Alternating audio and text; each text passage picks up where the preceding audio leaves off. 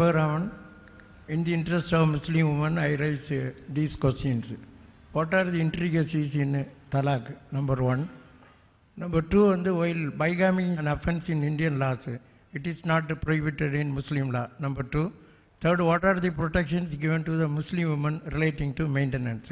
Number four, relating to common civil code. MashaAllah. Brother asked 4 in one shot. All require a lecture. Questions. Number one, what are the intricacies in talaq? Point number two, what about maintenance in Islam? After divorce is talking. Number three is about polygamy. Number four is about common civil code. The first question, what are the intricacies in talaq? There's no intricacies, very simple. Talaq, very simple. People have made intricacies in it. The procedure for talaq is given in the Quran and the Sahih Hadith. There's a full surah by the name of Talaq, chapter number 65. So if you read Surah Talaq, chapter 65, verse number 1 to 7, and Surah Baqarah, chapter number 2, verse number 220 to 242, it gives details of talaq. In short, talaq is mutually agreed upon. There are different types of talaq broadly. One is by mutual agreement of both husband and wife. They both agree to part. Second type, it is unilaterally by the husband. He wants to give talaq. Point number three, third type, that if it's mentioned in the Nikah Nama that the wife too can give unilateral divorce, she can give. It's known as Isma. You can refer to my video cassette for details. Fourth type, if the husband is not giving her rights, and if it's not mentioned in the Nikah Nama, she can go to a Qazi and do Nikah Fasq. And the fifth type is, the husband may be good, but she doesn't want to live with the husband. She can request the husband to give talaq, it's known as khula. So basically 5 types. The general type of talaq is mentioned in the Quran. It says that if there is a problem between the husband and wife, there should be a meeting between the husband and wife. Not that if she's putting too much salt, it's a talaq, talaq, talaq, and that's finished. If you don't like too much salt in your food, you tell your wife, don't put too much salt, and the problem is solved. So mutually sit together and solve the problem. If it's not solved mutually together, Allah says in Surah Nisa chapter 4 verse 35, appoint an arbiter. One from the wife's side, one from the husband's side. Appoint an arbiter and try and solve the problem. You know, one person from the wife's side, elderly person, one person from the husband's side, sit together. What's the problem?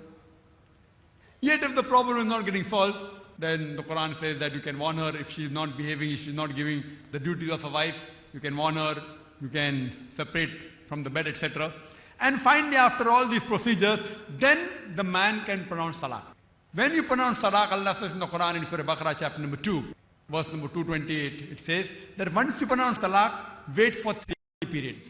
So you have to wait for 3 monthly periods. Unfortunately, what the non-Muslim asking question I know is talking about, can you give talaq in one breath, one sitting, talaq, talaq, talaq, and the matter is over, which sounds very... Unfortunately, in the Muslim Ummah, there are 3 types of talaq, not in Islam, in the Muslim community. One is talaq-e-bidah. Talaq, talaq, talaq in one sitting, and talaq is done. The second is talaq-e-hasan. That means a good talaq. You give talaq, wait for 1 menstrual period, again repeat the talaq, again wait for 1 menstrual period, again repeat talaq, talaq-e-hasan. The third type is talaq-e-ahsan, the best type, which is mentioned in the Quran, the Sahih Hadith, which is the correct type, in which, as I was mentioning, after all the procedures, try and sit together, if there's a problem, appoint an arbiter. After that, once the husband pronounces talaq, you have to wait for 3 menstrual periods.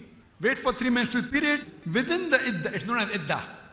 Within the 3 menstrual period, if you feel, oh, I give talaq to her, 5 days I realize I can't do without my wife, then you can again live together, you can do ruju, no problem. But yet, after 3 months you realize, no, we want to part. You can part, but on equitable terms. Don't do mudslinging. In the Indian court of law, you have to prove your wife is not good, the wife has to prove husband is not good. You have to do mudslinging. You have to wash the dirty linen in public. Islam is against that. Allah says in the Quran in Surah Baqarah chapter 2 verse 230, 230 and 232 that when you part on good terms. Don't even take back the gifts which you have given. Don't do mudslinging. Don't try and prove, oh, she's very bad. She's done adultery, fornication, and he's very bad, and blah, blah, blah. Part on good terms. So in Islam, the 3 menstrual period is the iddah, is the waiting period, which is the trial period. If after 3 menstrual periods, then you part and you stay separate. This is the right procedure of talaq. Again, if you think after 2 years, oh, fine, what I did was wrong. Again, you can remarry the same woman. New nikah, new meher. You can marry. New nikah, new meher. After 2 years, Quran says in Surah Baqarah chapter 2 verse 232, do not prevent the woman from marrying their former husband. But again, if there's a problem, again the same procedures, again iddah, 3 period, give talaq, again you part, again you marry, after maybe 1 year, again you give talaq. Allah says maximum talaq thrice. After that, talaq is not gudda gudi ka khel. It's not dolls marriage, marry and part, marry and part. After that, you cannot remarry the same husband unless you marry somebody else.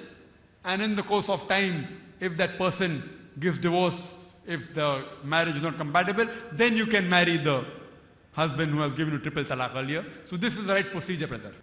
Come to your second question. What is the maintenance? In Islam, for a marriage to solemnize, there is meher. Allah says in the Quran in Surah Nisa, chapter number 4, verse number 4, that gift to the woman in marriage, a marital gift. Meher is compulsory for a marriage to solemnize. And meher depends upon the financial status of the would-be husband and wife. The Quran says in Surah Nisa chapter 4 verse 20, you can even give a mountain of gold. You can give any amount. So this meher, if talaq takes place, if the meher has not been given, the meher has to be given. There's nothing like maintenance. Because in Islam, when a talaq takes place, divorce takes place, the husband goes in more financial loss than the woman. Because the husband has to forego the meher. The meher may be 1 lakh rupees, 5 lakh rupees, 10 lakh rupees, Allahu Alam. Imagine if in talaq, the woman takes away the meher, the husband will have to marry a new wife. Again he has to give new meher and then also pay maintenance. Then I have to give a talk on the man's rights in Islam. See, Allah is just. He's not unjust. So in Islam, when a divorce takes place, the man is in financial loss. Because in marriage, in the other Hindu culture, the woman gives dowry to the man. 1 lakh rupees, graduate, engineer 10 lakh rupees, doctor 50 lakh rupees. In the Indian culture. In Islam, giving or taking dowry, forcibly, demanding is haram in Islam. Willfully, if the parents of the girl give some gifts, allowed. But demanding indirectly, my son likes to drive a Mercedes car, telling him Mercedes car for dowry, haram.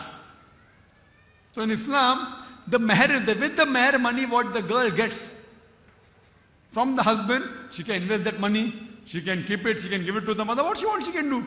So that itself is a financial loss. Now again divorce takes place, she can marry another husband, gets new meher. She gets new money. The poor meher.